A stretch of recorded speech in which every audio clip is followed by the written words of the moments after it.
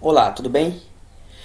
Nessa aula a gente vai fazer a validação dos exercícios que nós fizemos até agora de sapatas aqui na nossa planilha. Lembrando que essa e as outras planilhas que nós vamos usar posteriormente, eu fiz justamente para o nosso curso aqui, e elas também vão ficar disponíveis para você fazer o download, além dos materiais de apoio.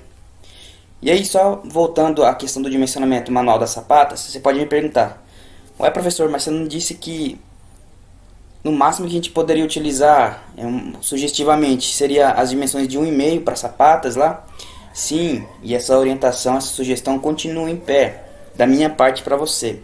Só que aí, lembre-se que a gente está fazendo um curso aqui teórico, e esses valores que a gente usa na aula aqui, ele tem efeito somente de estudo.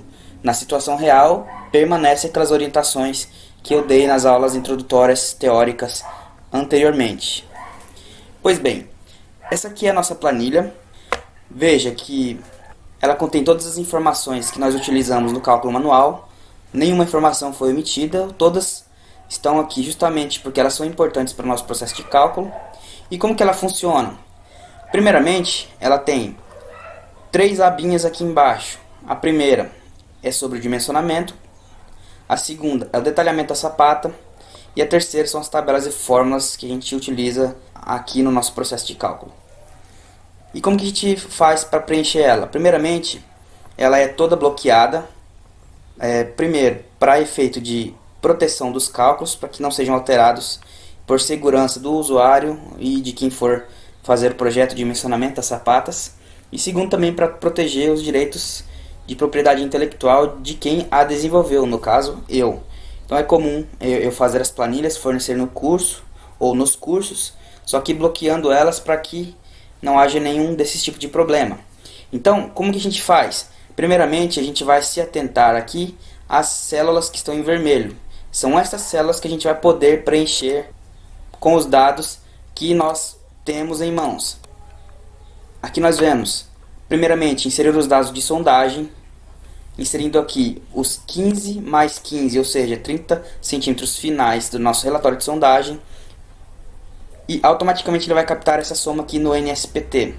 E aí, segundo, a gente vem aqui e preenche a geometria do pilar e os carregamentos entre base e altura do pilar, ou seja, BP e AP. Carregamento axial, no caso, esse carregamento axial ele deve ser não majorado, porque o ND automaticamente aqui ele vai majorar. Aqui nós temos momento em A, momento em B. Para caso você já tenha um momento fletor conhecido, que não seja aquele que nós temos calculando manualmente. Então, se você já tem no seu projeto lá de supraestrutura os carregamentos que caem sobre a sua fundação, inclusive uso de momento fletor, então se você já tem um momento fletor conhecido, seja na direção A ou B ou X e Y, você pode inserir aqui que essa planilha vai captar automaticamente esses momentos que estão aplicados aqui horizontalmente nos pilares das fundações. Que mais? Na ordem, o próximo passo é a verificação das dimensões finais, exatamente como a gente faz manualmente. Aqui ele já está captando todos os dados, você só tem que inserir a cota de assentamento e a altura da sapata. E quinto passo, verificação dos elementos. Você só precisa inserir aqui a altura H0, que, como nós conhecemos, é a altura constante da sapata sem a angulação. E automaticamente, quando você inserir esses dados aqui, ele vai fazer a verificação das tensões ao solo, a verificação do cisalhamento nas duas direções e a verificação do esmagamento da biela, que é no passo 6 aqui. Aqui você não precisa inserir nada, somente lá em cima, inserindo os dados iniciais e os dados que nós comentamos até agora, automaticamente ele já vai captar e fazer a verificação do esmagamento da biela. No passo 7 é a determinação da armadura. Aqui também a única coisa que você precisa preencher é a escolha da bitola através dessa caixa de combinação, tanto para a direção A quanto para a direção B, e aí ele vai fazer automaticamente o alojamento da armadura. E por último, aqui no passo 8, a verificação do recalque. Nós não fizemos ainda manualmente, mas que eu vou comentar posteriormente. A única coisa que você precisa dar para a planilha é se o pilar é de centro ou borda ou canto, porque tem diferença no cálculo que a gente vai ver posteriormente. Qualquer coisa, se você tiver alguma dúvida, pula direto lá para a aula de tubulões ou dimensionamento de recalques de tubulões e sapatas, que você vai ver que tem diferença, principalmente se a sapata for flexível. No mais, além das células que estão em vermelho, você precisa dar aqui as informações aqui dos dados iniciais, sempre alterando conforme a sua escolha as caixas de combinação. Por exemplo, aqui o tipo de aço, se é 50, se é 60. O FCK, que varia de 15 a 40. O tipo de solo, se ele é arenoso, se ele é argiloso. A tensão admissível, ou seja, o método da tensão admissível que você quer usar. Método 1 ou 2. Aqui, se você perceber, toda a planilha está em erro. Por quê? Porque eu zerei tudo.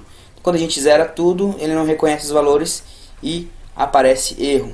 Mas aqui você vai escolher na tensão admissível o método 1 ou 2. Lembrando que o método 1 ou 2, ele depende aqui, ó. O método 1, se ele é solo puramente argiloso. O método 2, qualquer tipo de solo. Mas aqui, lógico que nós temos um intervalo adequado de SPT para cada tipo de método. Aqui, nas dimensões finais, aqui também temos que escolher o método para a determinação da tensão admissível. Ele vai aparecer aqui. E para verificação da rigidez, a gente insere aqui a altura da sapata. Algumas observações são importantes de se fazer. O cobrimento aqui, você vai digitar um valor de cobrimento e esse valor não pode ser menor do que 4,5 cm. Porque segundo a NBR 6118, elementos em contato com o solo precisam ter um cobrimento mínimo de 4,5. Então se você tentar aqui inserir o valor de 4 cm, por exemplo, ele vai te dar um erro, não permitido que elementos estruturais em contato com o solo tenham um cobrimento menor do que 4,5 cm, conforme a NBR 6118. Você pode tentar aqui, não vai conseguir. Então você vai inserir no mínimo 4,5. Que mais? O BP não pode ser maior do que AP. Se eu digitar aqui no AP um valor menor do que BP, ele vai me apresentar um erro. Olha lá, a dimensão AP não pode ser menor do que BP. Além disso, segundo a NBR 6118, os pilares precisam ter largura mínima de 14 centímetros. Ok? Qualquer coisa você dá uma conferida lá. E se eu digitar um valor menor do que 14, ele vai apresentar um erro aqui. Segundo a NBR 6118, a dimensão do pilar não pode ser menor do que 14 centímetros. Ou a menor dimensão não pode ser menor do que 14 centímetros. Que mais? Se eu tentar inserir uma altura da sapata menor do que a ancoragem, conforme a gente já viu anteriormente, ou seja, a ancoragem da sapata, ela tem um valor que depende do fio do pilar, ou seja, da bitola do pilar. Então, se essa ancoragem mínima for maior do que a altura que você digitou, com certeza ele vai retornar com um erro. Por exemplo, aqui no nosso caso, a ancoragem mínima está pedindo 38 centímetros e aqui a altura da sapata eu vou digitar, por exemplo, 35, ele vai me dar um erro. A altura mínima da sapata não pode ser menor que a soma entre o comprimento de ancoragem básico e o cobrimento, igualzinho a gente já viu anteriormente nas aulas de dimensionamento manual. Então vamos lá fazer a nossa validação dos exercícios.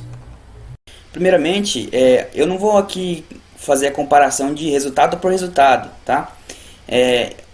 As minhas comparações vão ser mais no sentido das armaduras, da altura da sapata, se ela deu realmente flexível ou rígida, ok? Essas verificações de item por item, das tensões de cisalhamento, das forças de cisalhamento, de punção, então aí eu deixo para você verificar posteriormente, porque eu tenho certeza que se não ficou exato, ficou muito próximo aos valores, por questões aí é só por conta do arredondamento.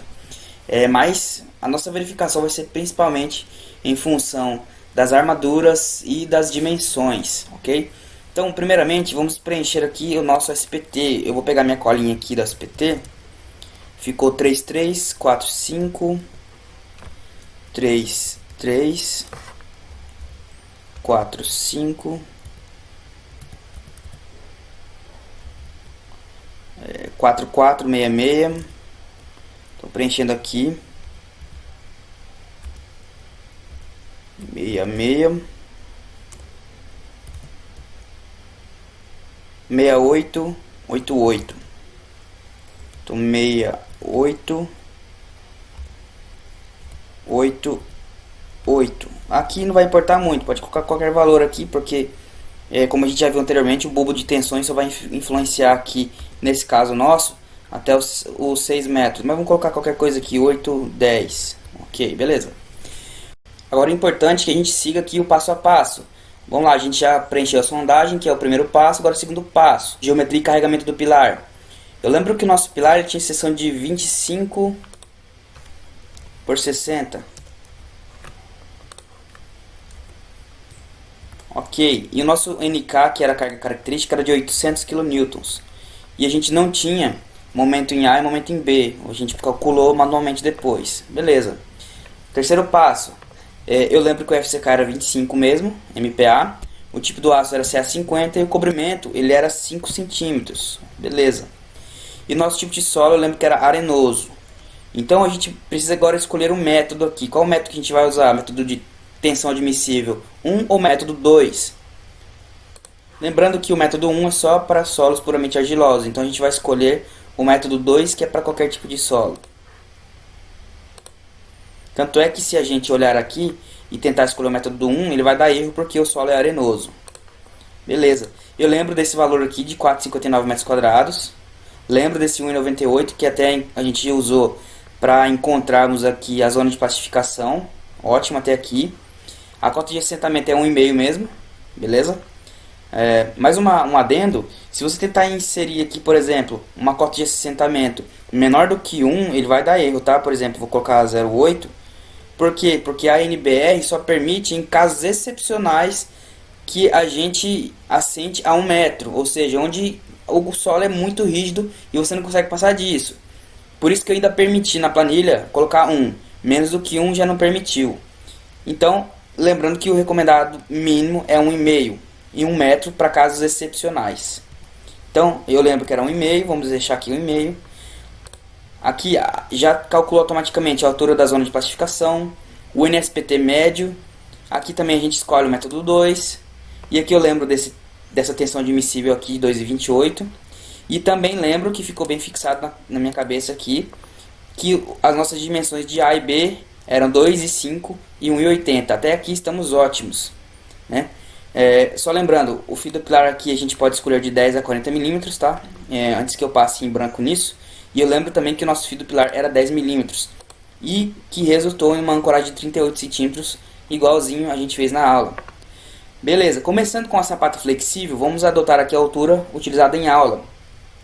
Se eu não me engano, ele era 45 centímetros. E aí, flexível, exatamente como a gente fez durante a aula.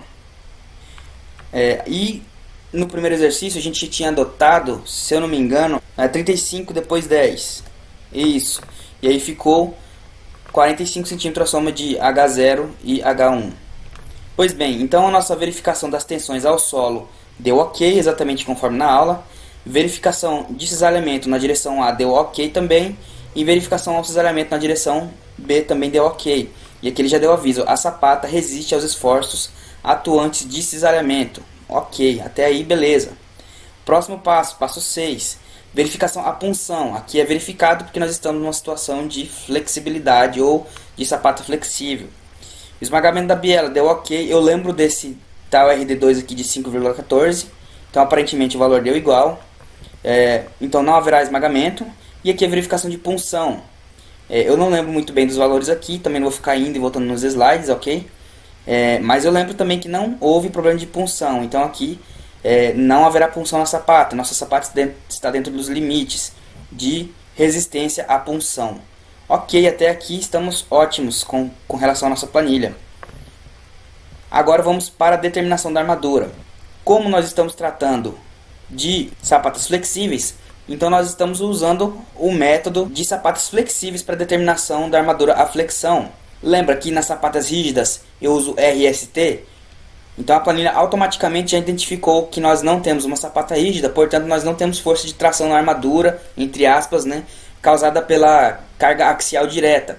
Ou seja, como nós não temos uma carga axial direta, veja aqui ó, nessa figura ao lado aqui, ó, esse método entende que a carga é aplicada fora do eixo da sapata, porque ela é flexível, então entende-se que essa flexão máxima ocorre aqui nessa região aqui de XS1, onde a reação do solo é R1. Ou seja, nas sapatas rígidas, nós entendemos que a SND, entre aspas, né, está exatamente no eixo aqui. Por isso, é somente a carga axial que é levada em consideração.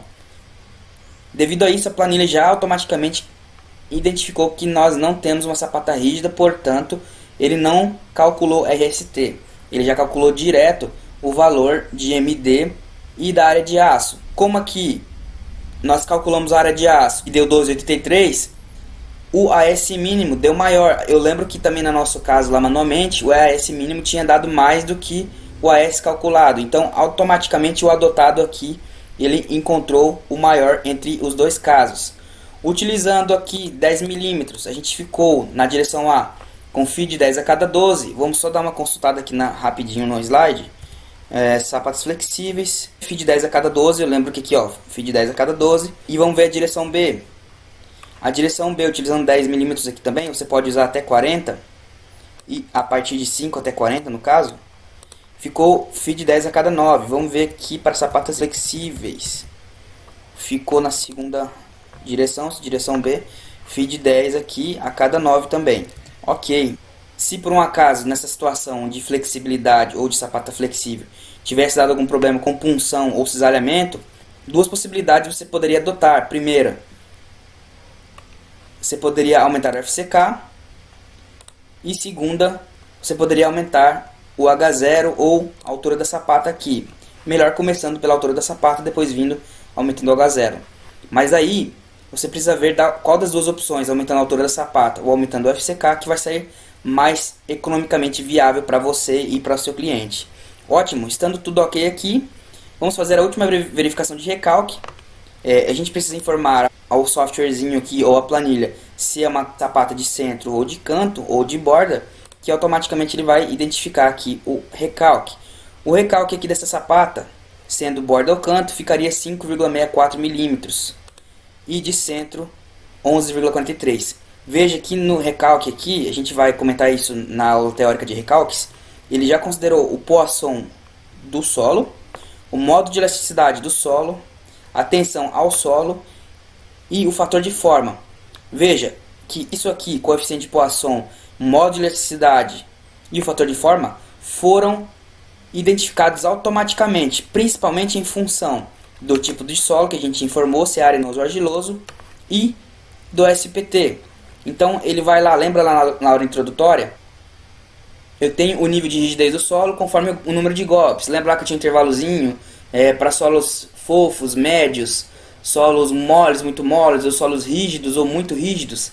Então eu já configurei para que essa planilha automaticamente identificasse através desse intervalo aqui se o solo é rígido, mole ou não, ou se ele é fofo ou ele é muito rígido. Enfim, todas essas informações são coletadas automaticamente em função do SPT e do tipo de solo. Isso inclusive também para o módulo de elasticidade. Inclusive nosso recalque deu dentro do limite, porque lá no começo, lembra da nossa aula introdutória que nós tínhamos um limite de recalques para solos argilosos, para solos arenosos? Então, com o recalque de 11,43, levando em consideração que eu tenho um solo arenoso, no qual o solo arenoso para elementos isolados tem um limite de 25 milímetros, estou dentro do intervalo. Vamos para o detalhamento. Aqui está o nosso detalhamento, ele também é todo automático, ele coleta aqui a quantidade de barras em função daquele espaço disponível ali, fazendo esse mesmo cálculozinho aqui do N, AS dividido pela AS da barra. E aqui o espaçamento, a bitola, tudo é calculado automaticamente em função da planilha anterior, ou seja, dessa daqui, beleza? Tudo aqui é repassado para aquele lado de lá, da onde está o detalhamento. As dimensões também estão conforme o detalhamento. Ele coleta aqui automaticamente a cota do assentamento do fundo da sapata. Ele coleta aqui a vista lateral, que eu tenho H0 e H1. Enfim, está tudo aqui conforme dimensionado. E a cereja do bolo é o resumo de materiais. Eu tenho a quantidade de concreto aqui em metros cúbicos, em peso. Eu tenho a quantidade de formas que eu vou utilizar para essa sapata e a quantidade de aço que eu vou utilizar. Se eu mudar o concreto, ele vai mudar aqui também. Se eu mudar a dimensão da sapata, ele vai mudar a quantidade de formas. Se eu mudar a bitola lá do aço, entre 10, 12, 16 ou menos, enfim, ele vai identificar aqui também. E vai nos trazer aqui o peso em quilo, que você já vai poder utilizar para fazer o seu orçamento. ok? Só relembrando aqui, eu tenho aqui só umas referências de fórmulas aqui, principalmente de tensões admissíveis utilizados na sapata ou no cálculo da planilha, e também o de ancoragem, que a gente já viu anteriormente como que fazemos para determinarmos através dessa tabelinha aqui, que é proveniente da NBR 6118. Agora nós vamos voltar lá na aba de dimensionamento para a gente fazer a verificação só, a validação das sapatas rígidas ou do exercício de sapata rígida que a gente fez manualmente. Eu lembro que a gente utilizou a altura em 55 e mantemos aqui o H0 em 35. Uma coisa importante que você pode se perguntar: será que a planilha está reconhecendo automaticamente o intervalo do início e do final da cota do bulbo de tensões, ou na verdade da zona de plastificação? A minha resposta é sim. Isso você pode ver que esse valor de NSPT médio para sapatas flexíveis, aliás, os dois foram iguais, deu a mesma, né? Então, a planilha está automaticamente reconhecendo aonde está iniciando a cota da zona de plastificação e aonde está terminando, em função do que? Desse cálculo de altura de plasticidade e da cota de assentamento. Se você inserir isso aqui adequadamente, e os dados anteriores também, automaticamente o NSPT médio vai ser computado em função desse intervalo calculado pela altura da zona de plastificação e da cota de assentamento. Ok? Então pode ficar tranquilo. Então, já adotando aqui 55 de altura da sapata, vamos só verificar se as armaduras deram iguais. Na direção A ficou feed 10 a cada 9. Vamos ver lá no cálculo manual, rapidinho. Sapatas rígidas. Feed 10 a cada 9, ok. Vamos ver aqui agora para a direção B, também feed 10 a cada 9. Direção B, feed 10 a cada 10. Então nós tivemos uma pequena diferença aqui, e eu já até sei qual foi o motivo. O motivo, óbvio, arredondamento. Aqui eu estou utilizando direto o valor de 0,80, mas se você fazer manualmente esse cálculo da área da seção da barra de 10 mm, ele vai dar 7, 8 alguma coisa, então ele dá 0,78 alguma coisa. Então por isso a quantidade de barras lá e o espaçamento lá vai dar um pouquinho diferente, mas a questão aqui é simples e puramente arredondamento. Os valores estão muito próximos, então você pode confiar tranquilamente, não vai haver problema nenhum na confiabilidade da planilha ou na confiabilidade dos cálculos manuais, ok? Então, já que temos aqui os valores muito próximos, já vamos diretamente para o detalhamento da sapata. Veja que aqui, ó, feed 10 a cada 9, feed 10 a cada 9, só que 21 e aqui 19. Enquanto no cálculo manual ele pediu 18 a cada 10 na direção B, e aqui na direção B nossa deu 19 a cada 9. E na direção A ele tinha dado 21 a cada 9. Aqui ele bateu, ok? Então fique tranquilo, a questão aqui é unicamente arredondamento, sem problema nenhum, não vai afetar na confiabilidade da planilha, ok? Então, para sapatas é isso, espero ter sido bem claro, espero ter colaborado aí com suas dúvidas, com seus conhecimentos de detalhamento e dimensionamento de sapata. Quaisquer dúvidas sobre o cálculo manual ou sobre a planilha em si, você pode entrar em contato comigo. Vou estar à disposição para tirar suas dúvidas, ok? Muito obrigado e até a próxima aula.